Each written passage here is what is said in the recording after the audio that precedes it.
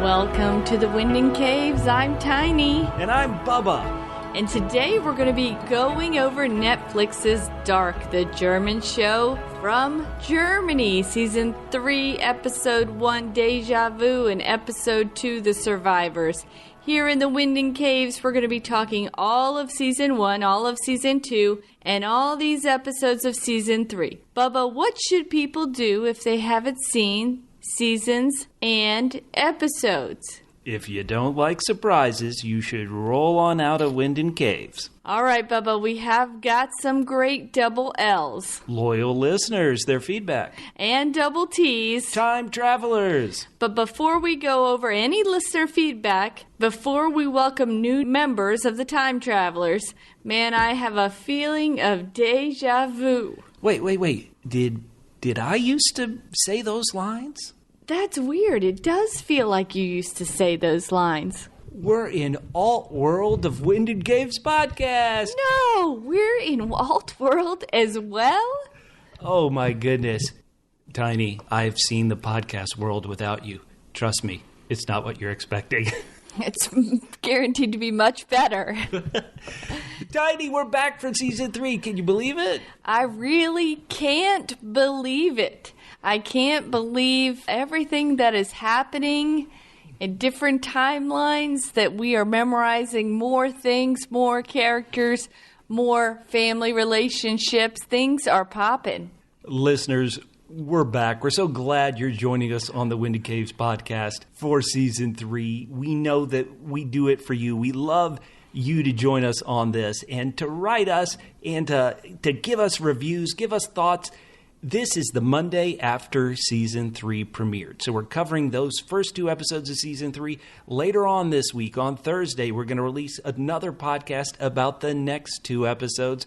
Then a week from today, we're going to be releasing a podcast covering episodes 5 and 6. And then 2 weeks from today, we're going to be releasing a podcast on the entire season.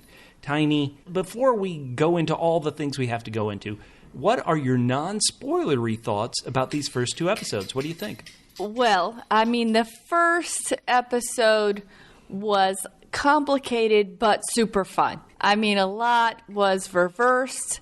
You and I watched this together. We had a lot of little nuances that you just had to pay attention to or you would quickly miss. I honestly just want to watch episode 1 again right after we just finished episode 2. Yeah, Alt World is incredible.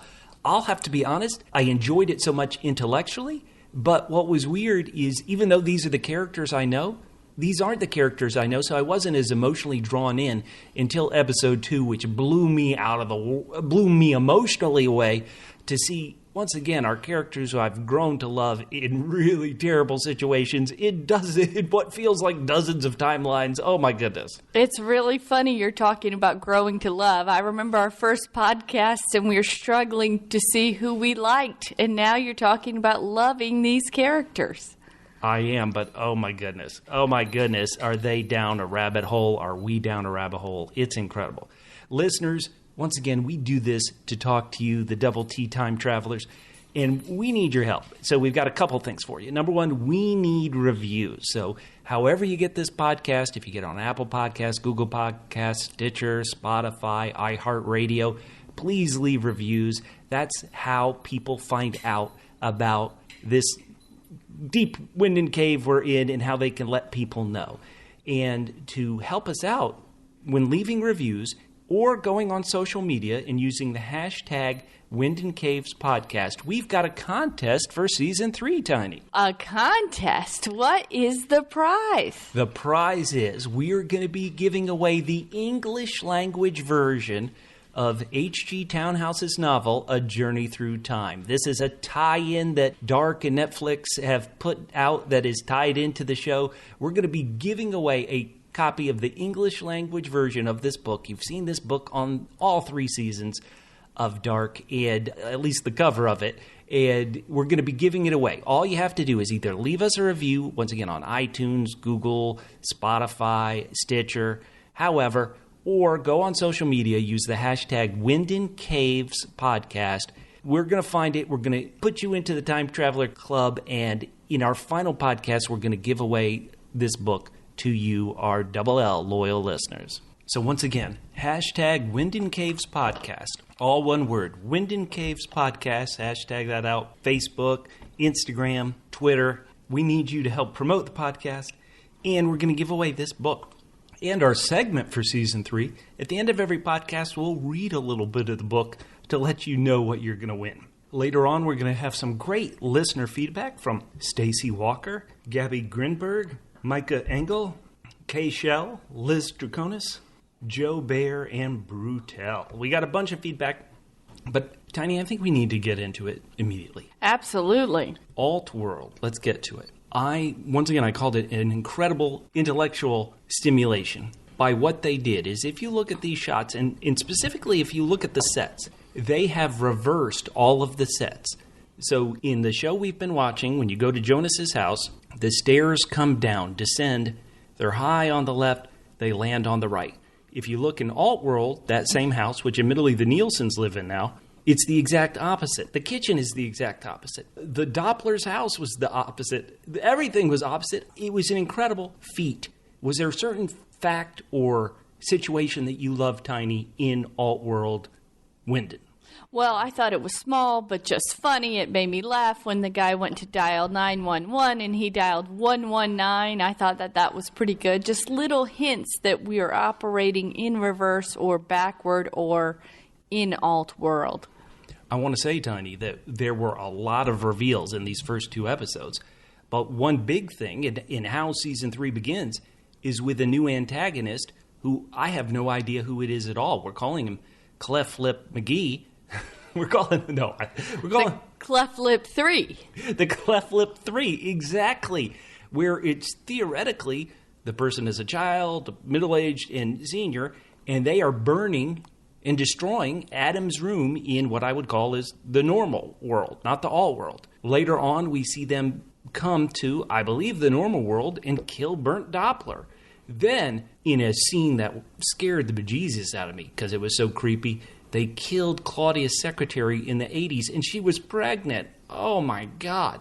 Who is... Are you sure she was pregnant? I don't think we should say that. Might have been too soon to call that. I don't want to be rude to that actress. Maybe she was just wearing a puffy dress from the 80s. Any idea, Tiny, who the Cleft-Lip Three are? It's hard not to feel like maybe they're Noah related. They have that high collar Urkel look going. So that was, kind of who they reminded me of was Noah from Season 1. But, obviously can't be Noah, I guess. But is it the same person from 3 different timelines who takes themselves and travels with their alt timelines? How about this? If you burnt Adam's lair as a kid and then burnt it as a middle-aged person, do you think the old version of you would be like, you guys got this? I'll just hang out. Exactly. But you think, well, I guess I was there, so I'll have to go. It'd be like, here we go again. Okay, great. Okay, so let's talk about some specifics in the alt world. Number 1, Jonas, our protagonist. He has no idea what he's doing there. Why was he brought there? He seems completely lost, as we are as viewers. A lot of times you would bring somebody from the outside to a new situation so they could be the eyes and ears to help viewers get caught up. But really, Jonas just seemed lost the whole alt-world episode. Yeah, I have to be honest, Bubba. I had no idea what Jonas was doing there. It just seemed like he was there for no reason. He could have not been in the episode and we wouldn't really have missed him. Alt-world Martha, who saved him at the end of Season 2, brings him in her device. Not only can travel between dimensions, she can also travel through time and space because they left his kitchen, ended up earlier, back in 2019, in the cave. So that's a really special device. And she says, this is the day we met. And then she zaps away, we assume possibly, to the 1881 timeline. Jonas is left in a complete conundrum. He's in a world he doesn't exist, world he shouldn't be in, maybe. Yeah, he just seems like a sore thumb the entire episode. You're used to kind of following his viewpoint, and it's like you have to basically shift to Martha's viewpoint, which I guess is the point of the episode. Alt-world Martha In case you didn't recognize this character, we now find out is named Killian. She's dating a character named Killian. And we also find out that Killian is related to Eric Oppendorf. They're brothers. Killian, believe it or not, appears in season 1. He's in Martha's critically acclaimed play. No one can forget that. That was the real showstopper. And so in both worlds, he's in the play, but in Alt World, he's dating Martha. Poor Bartosz. Right, poor Bartosz. We can get to him right now. So Jonas, because he's so lost in the Alt World, he goes to the cemetery, assuming he'll see his dad's Mikkel Nielsen, or Michael Kahnwald's grave. Instead, he sees Regina's grave, and that made me think, oh no. If Mikkel didn't go back in time in this world, is it the person who committed suicide, Regina? I mean, they're just terrible thoughts. But definitely in the alt world, Bartosz's mom is dead. And then in the normal world, the second episode ends with her being murdered by her own father, Tronte. Oh my God. Well, he did it to save her. Yeah, okay, we're going to get to that once we get back to our world in episode 2. But let's stay in the alt world for a bit. Maybe we can see some positives in this, in that Magnus and Franziska, they're in love in the what we would call the normal world. We go to the alt world. Now, yes, suddenly Franziska's the mute sister of the two, but she and Magnus are still together. Does that mean that no matter what world it is, there is some sort of bond holding Magnus and Franziska together? That certainly could be. I mean, there's not a lot of relationships that hold up in the alt world. Or in the regular world, to That's be true. Completely honest. But because they were so tight together, and then also because it doesn't matter which world it is, Hannah and Ulrich have an unequal relationship. We find out in this alt world that Ulrich and Hannah are together and they're expecting a child together. But even in the original world, when Hannah tells Ulrich, I love you, he always responds with, you're beautiful. So no matter what world it is, Hannah, who is so obsessed with Ulrich, he won't love her. Well, let me ask you this, Bubba. I know we have a lot of double H's out there. Hannah haters. That's right, but how much sympathy did you feel for her? There she is, pregnant, married to two-timing Ulrich. Did you shed a tear for Hannah in this episode? Tears, not quite. Everybody knows I'm a Hannah fan, Hannah stan, and she played the role that Katarina played back in season 1, where she goes to see her man's sweatshirt, which he's left from a morning jog, and she finds a long hair on it. And at first I thought, well, does this mean in the alt world he's getting back with Katarina? But no, in either world, Ulrich is a dog, and this time he's cheating with Charlotte. Once a cheater, always a cheater. Okay, so that's where I'm going. If Magnus and Franziska, no matter the world, are always together. In alt world and regular world, Hannah can never have Ulrich's true 100% affections. And if Ulrich's a cheater in both, does that mean, even though they had no signs of chemistry at all, does that mean when Alt Martha really gets to know Jonas, she will fall in love with him? Or is that unique to the original world? What do you think about that? You know, I haven't ever seen Martha that into Jonas. I mean, it just always seemed like they kind of end up together because they ended up together. I mean, he pines after her. I haven't ever seen her reciprocate in the same way. Oh, I thought in season 1, remember, she was dating Bartosz at the time, but she called Jonas when she was really emotionally strong. She went and kissed him in the rain, and he somewhat reciprocated, even though at that point he knew but he was her nephew. Pining for her. Oh, well, it's a big difference, I feel.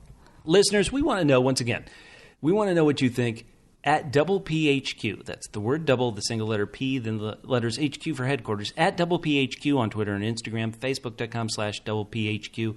YouTube, leave comments in the section. We'll talk about them on the next couple of podcasts. Well, how about this?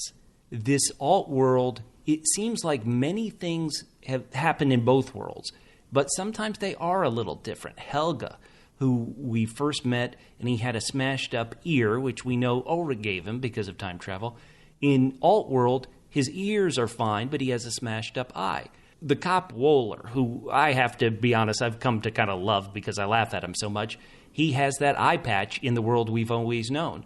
In alt world, he has both eyes, but he's missing an arm. Talk about an unlucky Wohler. Is this better or worse? Is anybody better in alt world? I think that is a great question, Tiny. Who do you think is better? I can't think of anybody better.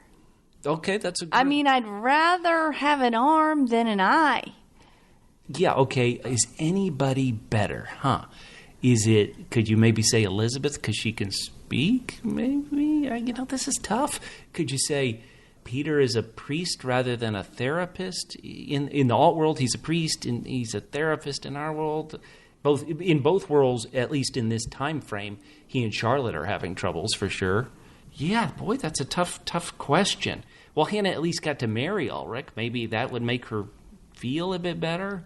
All right, so Charlotte is cheating with Ulrich. That, in the world that we know, I could never see that. No, absolutely. But in this alt world, they are. That's one that maybe proves that things can be completely unique to the alt world.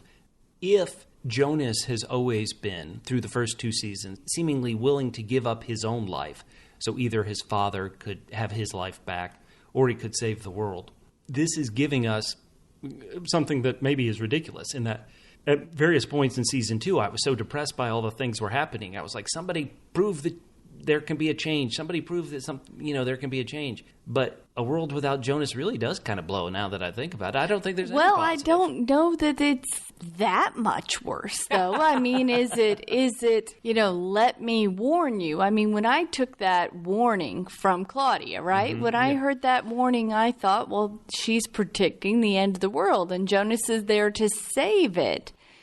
But I guess that's the root of my question. Is anybody better? And the question is anybody worse? And everybody's just kind of parallel. So, I mean, are we really that much worse off without Jonas? I mean, I like Jonas. He keeps the story going. But if third verse is the same as the first, they all end up in the same place. They do. How about this? Mads, in our world, or Ulrich's brother, who disappeared in the 80s, and we later found out his body fell through a hole in time to 2019, where he was discovered in the original timeline in the bunker by Peter, and then who called Tronte. In the alt world, Mads seems to suffer the same fate, right? But in the alt world, he's found by the gang. Plus, yeah, I guess we can say Mikkel's better.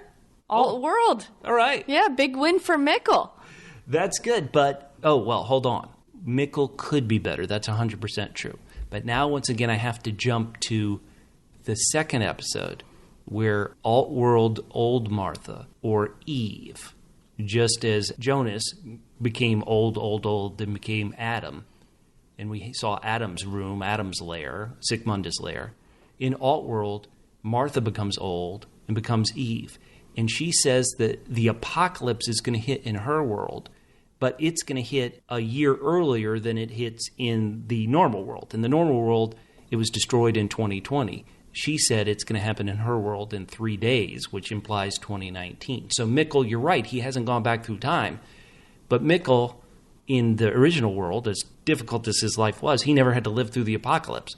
Now, because he hasn't gone back through time, he's about to suffer the apocalypse. So maybe he never has a kid. Maybe he never gets married. So even he... Good point, yeah. Even he might be better in the original world. All right, so anything else you want to say about the alt world? Do you assume we're going to spend a lot more time there, huh? I would assume so. I guess, and this is borderline talking about episode 2, but maybe it's a good transition. I was just thrown off at how much they disliked alt-world Martha.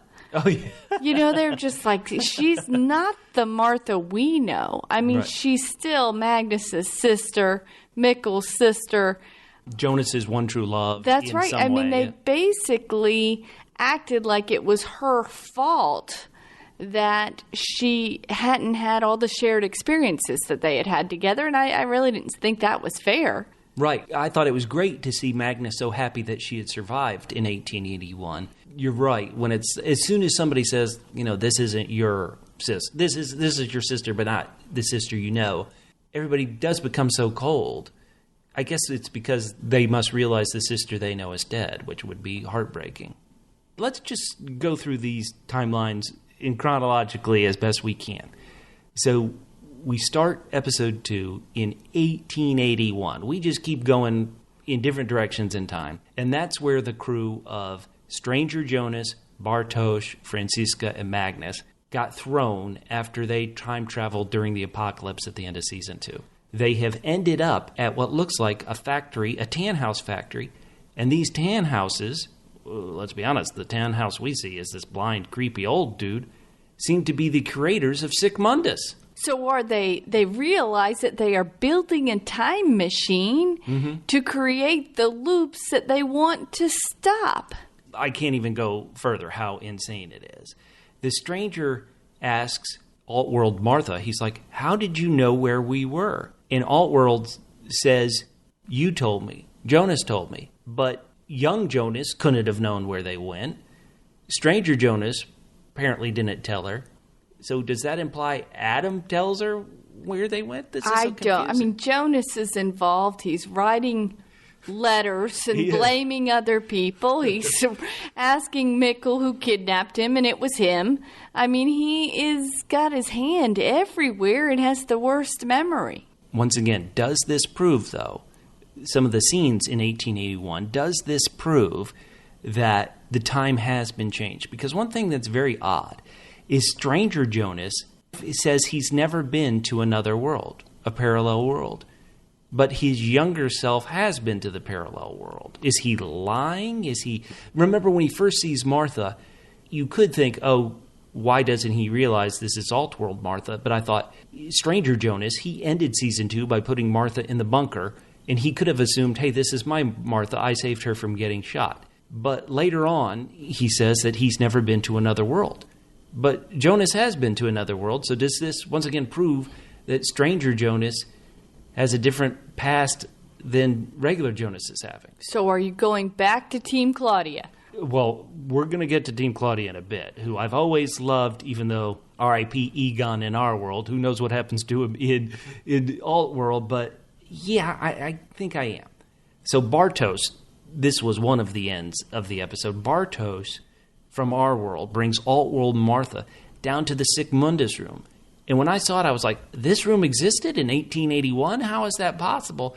But these tan houses, the one we've known all this time is H.G., most likely named H.G. Townhouse after H.G. Wells, who wrote The Time Machine. But he always seemed so nice, and he always seemed like he didn't know anything about time travel in either his 1953 persona or his 1986 persona. But maybe he did. Maybe he used the time machine and started this himself. Yeah, he seemed like a friendly clockmaker. Yeah. And he's Charlotte's adoptive grandfather, we would assume. And so, yeah, it's very odd that the Sic Mundus room was around in 1888, and it wasn't created by any of the principals we know. It wasn't created by Adam or Altworld Eve. It was created by the tan houses and the Sic Mundus. Huh, who knew? Yeah, I mean, but the bond between Jonas and Martha is the thing that keeps it all going. Perfect sense. How about this? Is a happy ending where our world Adam and Altworld Eve end up happily ever after for the 3 years they have left. Yes. And Hannah is their baby. Oh, no, please no. Okay. We don't spend any time in the 50s, a time we're very fond of, a time with young Egon, and we know Hannah ended up there. But instead, we spend an awful lot of time in the 80s in our world in episode 2. And first things first, Katarina, who was down in the caves when the apocalypse happened, she has been sent back to 87. And you would think, wow, she could be reunited with her son Mikkel. But Mikkel and Inez have been put in witness protection. And so Katarina can't catch a break. And of course, her only break is her teenage self calling her Grace. Boy, she had an attitude. No future. Right, exactly. Read Teenage Ulrich's jacket. Exactly right. So Teenage Ulrich does tell her when she goes to the school, well, maybe the lunatic got Michael Kahnwald, because that's who she's looking for. I loved Katarina pushing young Hannah against the wall. You stay away from Michael and Ulrich. Yeah, those two, you can't keep them apart. They're always going to fight, especially at the school. Katarina's father, we should talk about this, which we haven't really ever talked about before. You would have only learned this by either really looking at some documents in Season 1 or looking in the credits. But back in Season 1, Old in 86 went out to see some 33 dead sheep in a field, and it was Katarina's father in that field whose sheep died. And he appeared in this episode at the bearing of an empty casket ceremony for Mads. We now see that Katarina's mother we met in season 2, in that she's a nurse at the, or an orderly, however you would say it, at the institution where old age Ulrich is. Tiny, what do you think about that mother-daughter relationship? Because it had a couple of incredible reveals. Number one, her mother is wearing the St. Christopher necklace, which, if it's the same one, Jonas and Martha find in 2019. Well, Bubba, I think our listeners are so lucky to be listening to this program, because that is something I would have completely missed that you've very astutely pointed out when we were watching the show. Now, for this is a flashback, who knows where this goes? But if you remember season 2, where the youngest Jonas and Martha are at the lake, they find this coin, and they say, St. Christopher, he's the patron saint of travelers, and it becomes a necklace that, we kind of follow for a bit. Stranger Jonas puts it on the pillow of Martha once he goes over to see Martha's house in 2020 timeline before the apocalypse. And now Katarina's mother's wearing it. Now Katarina's mother is kind of a tough cookie. Katarina's mother goes home that night and pretty much smacks her teenage daughter, right? Yeah, Katarina's got it rough. But I did enjoy the reunion with Ulrich and Katarina. I think that was great. I mean, his handshaking, and you're just thinking, every time somebody comes to see him, it's like he was waiting for them. Mm-hmm. Like he's not that surprised, but he is that emotional. I mean, can you imagine? After 34 years, finally seeing your wife, who, yes, you were cheating on with Hannah, and in a different world, you fool around with Charlotte. But Ulrich's been so beaten and destroyed and unlucky, he did have that moment of happiness seeing his wife again. Yeah, he's lost his brother, he lost his son, tried to kidnap his son. Yep. Failed, saw his children in the 80s while he's in the back of a police car, meaning he saw Martha and Magnus. He has had it rough. Now, I want to go back to Katarina's mother for one other thing. So season 1 is so chock-block full with stuff, and you never saw Katarina's mother in season 1. But believe it or not, there's a scene in season 1 after Ulrich has been charged with raping Katarina and then released because Katarina says it wasn't a rape, where Katarina and Ulrich confront teenage Regina because Hannah has implied that Regina is the one who turned them in. Katarina goes after Regina, and Katarina has a black eye. And Katarina says to Regina, this is in season 1, she goes, you see this black eye? My mom gave this to me after she found out I was having sex, implying, after she found out I had sex with Ulrich. So they set up that her mom was kind of terrible back in season 1, and here it's paying it off. Oh, boy. Yeah, well, I understand her teenage attitude a little bit more. Also in 87, I want to point out we have these attacks by the Cleft-Lip Three, the Cleft-Lip Trio. They go and kill Burnt, and one of the things they say to Burnt is we want the master key to the power plant, and they also say nothing is free. What are they? We need to know more about these guys. They're scary as hell. They're really scary, and nobody really struggles that much. I think they're so intimidating. You think somebody would try to run past the little one.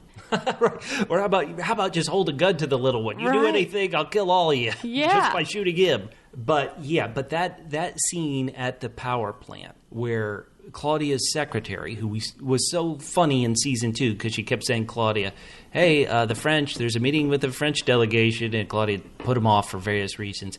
Here, she seems to me a tragic end. And the scene was, sometimes we maybe don't talk about the directing because it's so much to take care of the plot.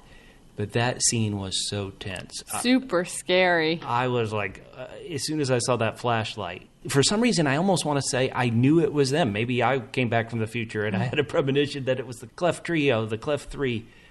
Because, oh boy, they are just bad as news, man. Okay, so also in the 80s, this was something that kind of shocked me because we've never spent much time with Tronte in either season, but especially 80s Tronte. Mustache Tronte, the reporter. He and his wife, they've buried an empty coffin for Mads. His wife is kind of had it with him, as possibly she should, the night Mads disappeared. As we learned back in season 1, he was fooling around with Claudia. Claudia's gone missing. Tronte seems to be more upset about, or as upset about that as he is about his son Mads disappearing. And, he's kind of a mess. He goes to Claudia's secretary saying, hey, did she say anything about an old woman before she disappeared? He goes and finds Regina, and it's heavily implied in their scenes together, and then later revealed, based on some floor mappings, that Tronte is Regina's dad. It feels like he's trying to bond with her, but he just... Well, you wonder why he and Claudia never settled down together. It's not like she had another suitor in the story that kept them apart. Right. I think that's a great point. Admittedly, by the time Regina would have been born, you would assume he would have been married with Ulrich at least, possibly Mads, depending on how Mads and Regina's ages line up. But yeah, they're star-crossed. And then it gets even worse, because let's jump to this. Old Tronte kills Regina when she suffered from cancer after the apocalypse. He kills his daughter. And he says, she told me to. They're talking. He's talking with Ulrich and Mads' mother, and she says you need to make up your mind. Right, yeah. So that's Jana. Her name is Jana. We don't hear much from her. But she's like, yeah, are you going to be married to me, or are you going to be pining for Claudia?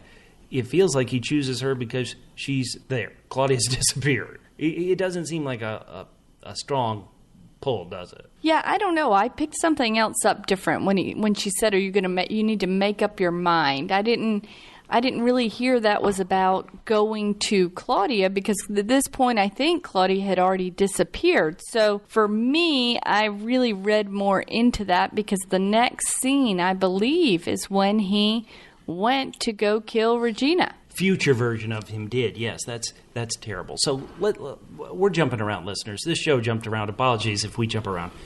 The person, when he says, listen, she told me I had to kill you, the only person that makes sense is that we've seen him taking advice from old Claudia. Why would old Claudia tell Tronte, her seemingly lifelong love, to go kill her daughter, who kept, in season 2, she kept saying, you can save, Regina may live. And now old Claudia is sending Tronte to kill Regina. Before you speak, Tiny, I thought, is this somehow something similar to Adam shooting his love of his life, Martha? Is it something similar to that, where old Claudia realizes that the only way things can get better is if Tronte kills, in some ways, maybe the real love of my life, my daughter Regina? But then Claudia comes back and she seems shocked. Well, young Claudia, that's right, or middle-aged Claudia. Yeah. Who I'm still somehow a fan of. Maybe White Devil Claudia, who is, I believe, the one who would have told Tronte to do this. I don't know. Oh, my Lord. Oh, my Lord. Oh, my Lord. It's a lot of effort to save somebody who seems like was going not to be long for this life, for this world to begin with. We also see stuff post-apocalypse in 2020, Tiny. One of the things we hear is that whatever the apocalypse was that happened, there were giant tidal waves that came, nuclear power plants all around the world went down and under. For some reason, all this time I thought the apocalypse only happened to Winden, or that area. But it seems like the whole world had screwed up. So they've got to stop the apocalypse somehow, I think. Well, I don't know how they're going to stop it. I don't know why they put the wall of lost ones inside the radioactive zone. Come in and see if your loved ones are here and get a healthy dose of radioactive poison while you're here.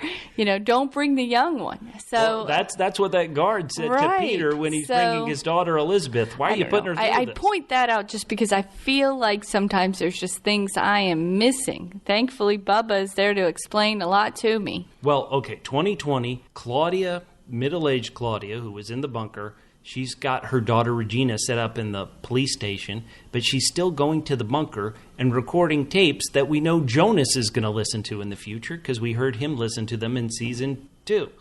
We also follow, once again, the trio of Peter post-apocalypse, his daughter Elizabeth. They keep going to this radioactive zone to look at the corpses and look at the bodies. because they want information. Where's Francisca? Where's mom/daughter, Charlotte? And the good news is that their pictures aren't anywhere. We see a bunch of pictures of people we do know, though. Alexander, people who Jonas saw their gravestones back in Season 2, Episode 1. Now we see their dead bodies. One-Eyed Cop, Torben Wohler, his body's dead. Task Force Clausen, he's dead. Alexander Tiedemann, in that Earth, in normal Earth, I would say, he's dead.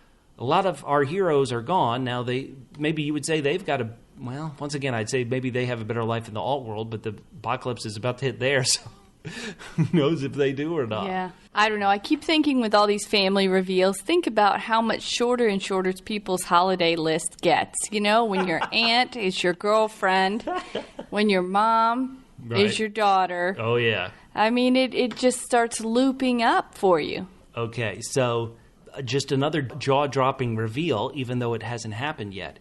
Young Noah, who's been sleeping in the caves while the future love of his life, Elizabeth, and her dad are staying in Benny/Bernadette's trailer, which her dad used to visit occasionally.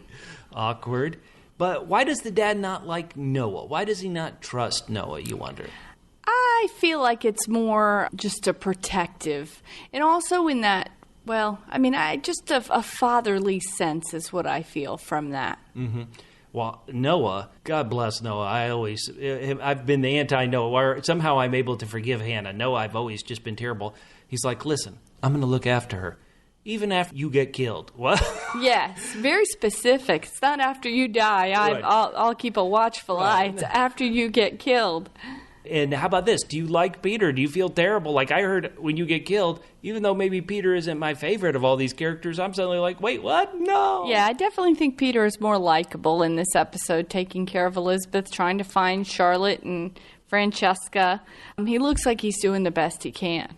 Yeah, and grizzled in this post-apocalyptic world, he is doing the best he could, you would assume. Let's get to it. 2053. Charlotte survive the apocalypse by getting thrown into the future where her mother-daughter Elizabeth is. Are you happy that there's this reunion between mother and daughter and mother? It seemed, I don't know, a little bit unnecessary for me. I really liked their reunion through the portal when they were looking at each other, and it was really emotional. And at that point, Charlotte had just realized what everything was going on to the best she could, I guess. But this one just felt more obligatory. They had to let the audience know what happened to her. This episode 2, is titled The Survivors, right? And so they need to show us these survivors. And I all these characters, or almost all of them, have really made some terrible, ridiculous mistakes. Sometimes they think they're doing the best, but they've made terrible mistakes. But I've grown to love all of them and their flaws, and so I did want to see them survive. I am still, obviously, we've spent so much more time in Earth A, or the real world, as opposed to the alt mirror world, that naturally I'm just more drawn to them. So do you count Bartosz, Magnus, Alt Martha, Stranger Jonas? Do you count them as survivors as well? I mean, they avoided... Yeah, that's a good point. They avoided catastrophe in their own way. They are survivors in their own way. We end in the alt world, in Eve's lair. We had Adam's lair. They're different. So Adam had the portrait of all the souls and angels falling into hell. In Eve's lair, she has pictures of Adam and Eve there, almost representing her and Jonas.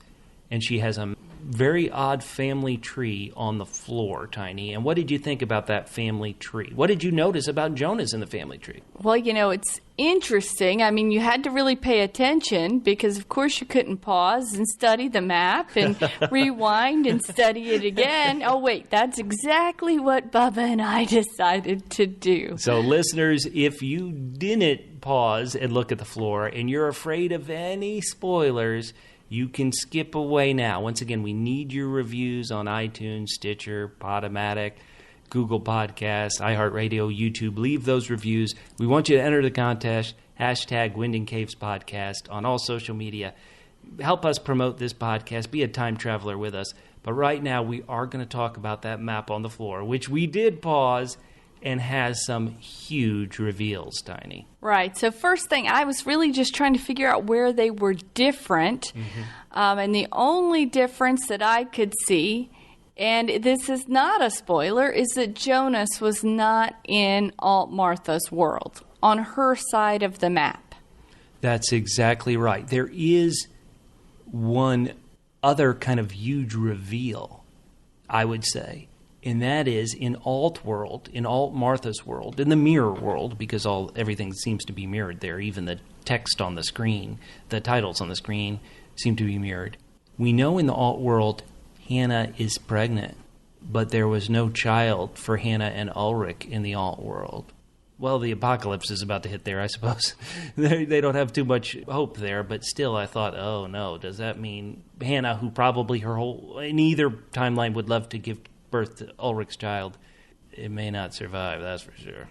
Right. So what Bubba is talking about is one of his favorite characters, Egon. Egon, that's right. Egon gets with Hannah. We saw them flirting at the end of season 2. If you stare at the floor family trees on both sides, Hannah and Egon have a child. So to remind our listeners, Ulrich begged her to help him, and she finally took a pass on him and then went to Egon. In the 50s, and they apparently have a child in both timelines. That child is named Silja, according to the floor mapping. And if you have not been looking at certain websites, you may not know who Silja is. So we won't reveal exactly who she is, except to say Silja has appeared in season 1 and Silja has appeared in season 2. Now, do you recommend going to set websites, Bubba, or do you recommend keeping a little bit more pure to try to find the Easter eggs yourself? I would say, try to find the Easter eggs, because they're certainly going to reveal that later on. But this child, whoever Silja is, if you follow the floor map, she has a line connecting her with Bartosz. And you're like, huh? And then the floor, this goes deep into the weeds. Dun, dun, dun. The floor reveals that this child of Egon and Hannah gets with Bartosz and then has 2 children. And Diney, do you want to reveal who those 2 children are? Well, one of them... Now, keep in mind, Bubba noticed this before me, and he asked me 5 times if he wanted me to point something out. So again, if you are not into spoilers, you should pause the podcast. Yeah. Subscribe. Subscribe, right. Subscribe and review. But Bartosz and Silja are the parents of Noah and Agnes. Oh my God. Is this crazy? Noah, who, we know young Noah, we know old priest Noah, but young Noah told stranger Jonas at the end of season 2, he's like, go save Bartosz, Magnus, and Francesca, and then after you save them, save Agnes and I. And you're like, huh? So the stranger Jonas has to save Noah and Agnes, who are the children of Bartosz and Egon and Hannah's love child. Oh, my Lord.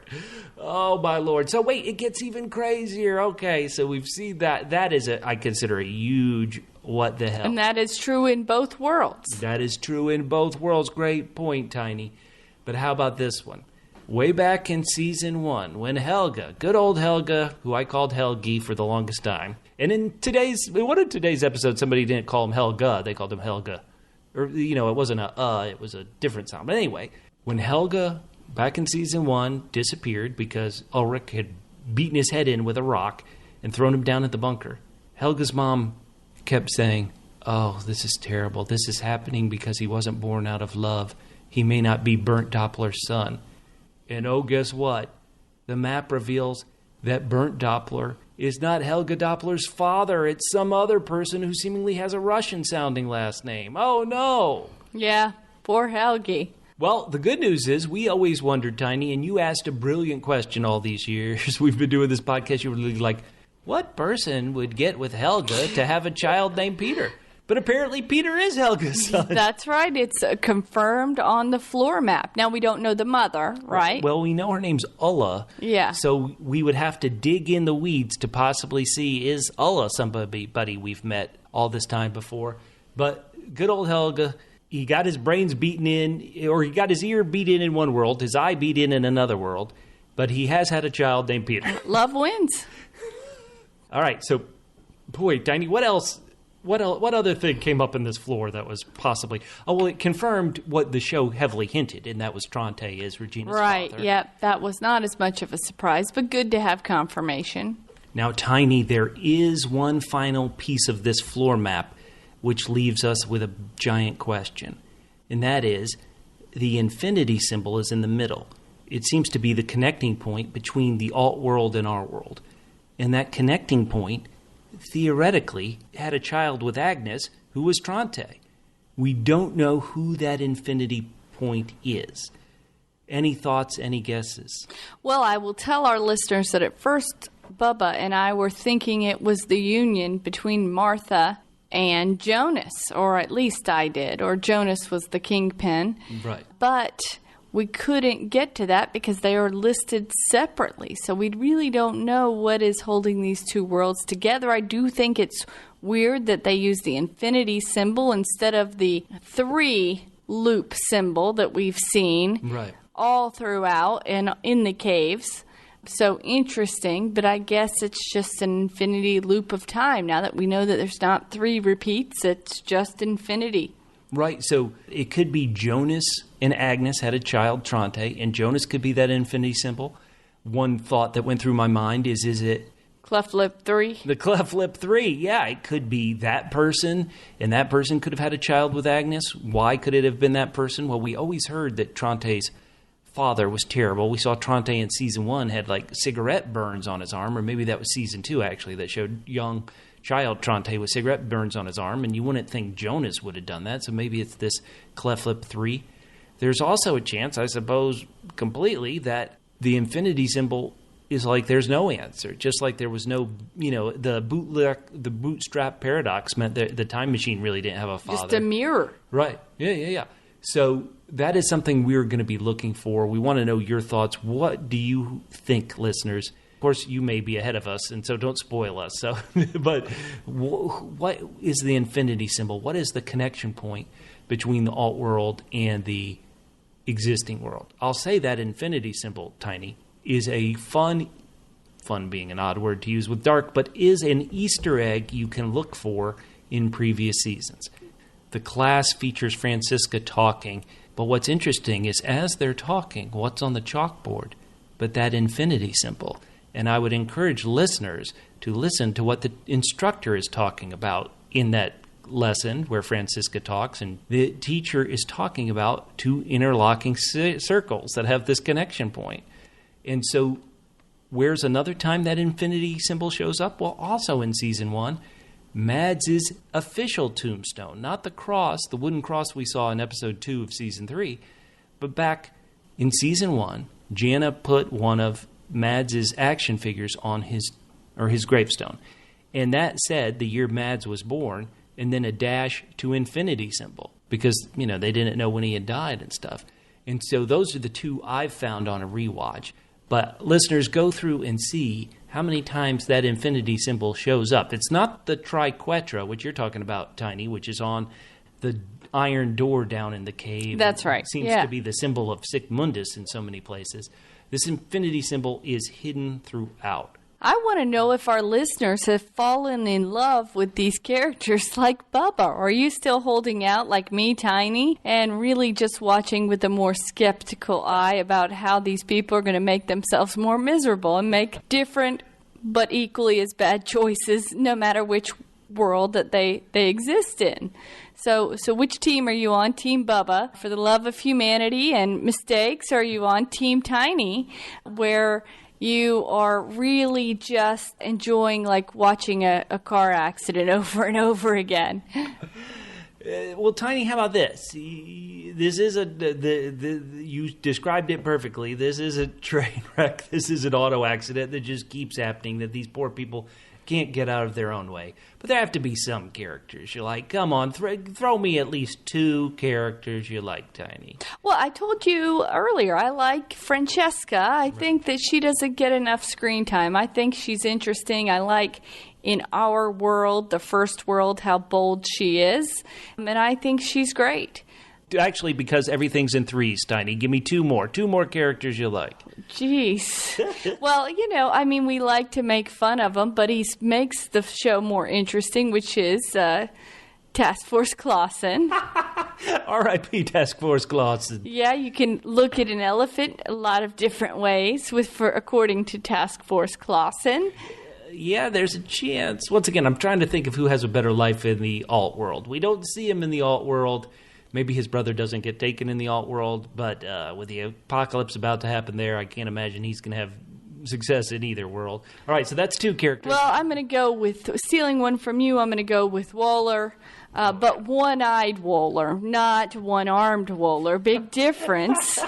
I appreciate one-eyed Waller a lot better. He seems a lot more easier going than trying to bust up Ulrich.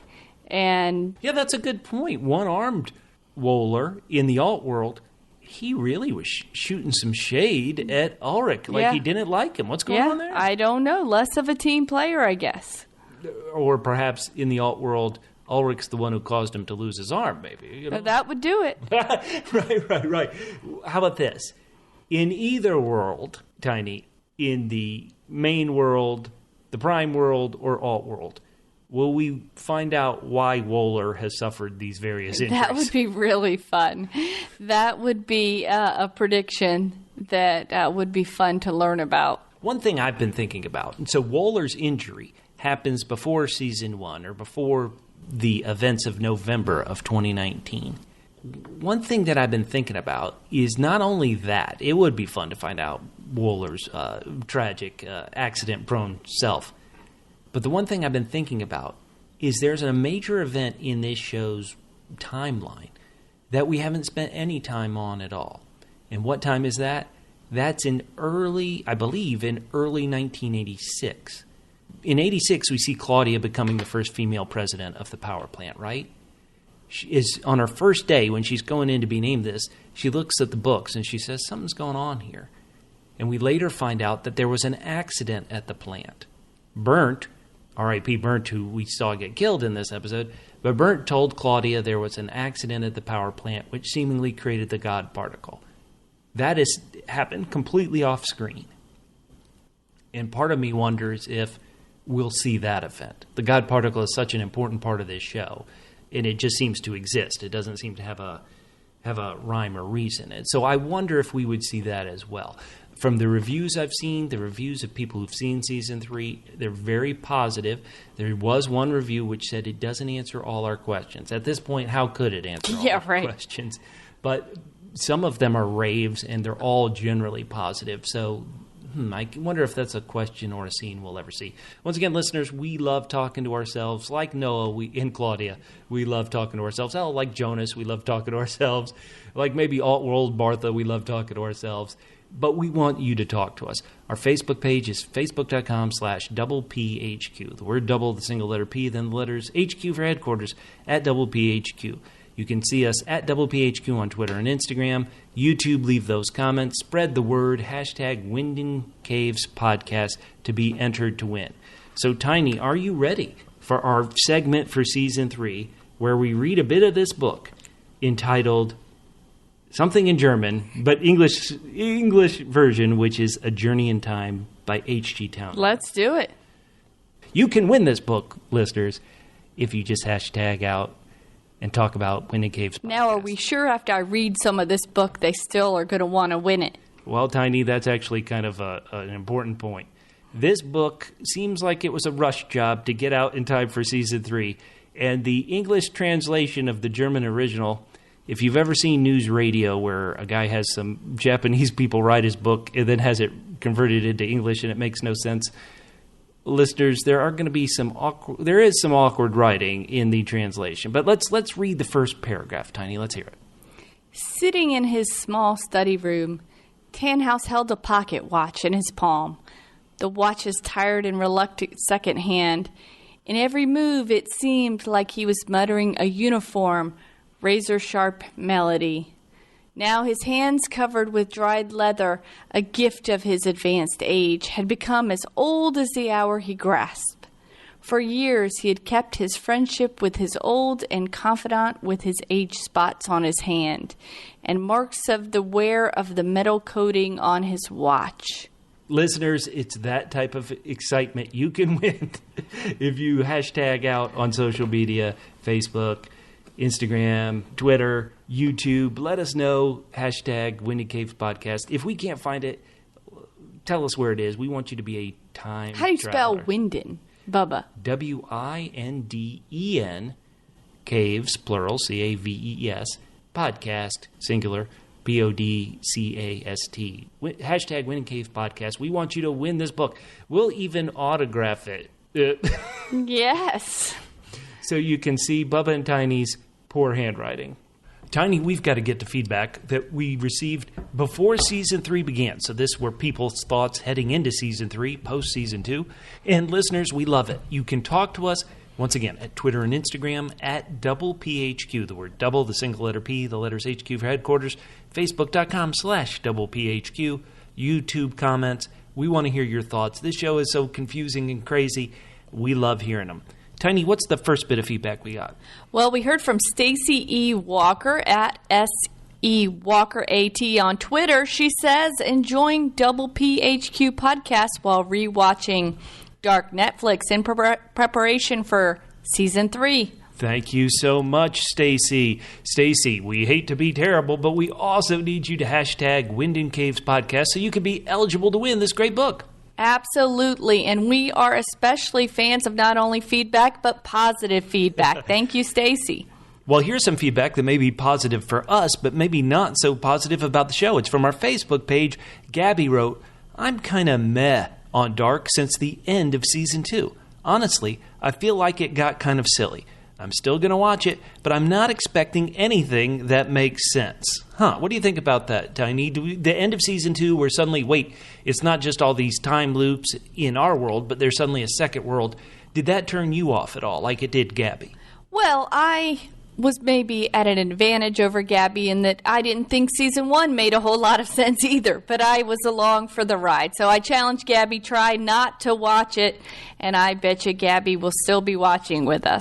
I hope so, Gabby. We want you along with the ride. And once again, use hashtag Winden Caves Podcast to be eligible to win. We got a bunch of comments on YouTube, Tiny. YouTube, Micah Engel. Micah is a German girl's name. Oh, she would know. Hey, Micah. Elizabeth is 8 or 9 in the show. In Season 1, she said she is 8 years old. Great catch, Micah. Right. And so how do you feel then knowing that Elizabeth, young Elizabeth, is having some googly eyes with young Noah in the post-apocalyptic world? You okay with that? That they seem to be...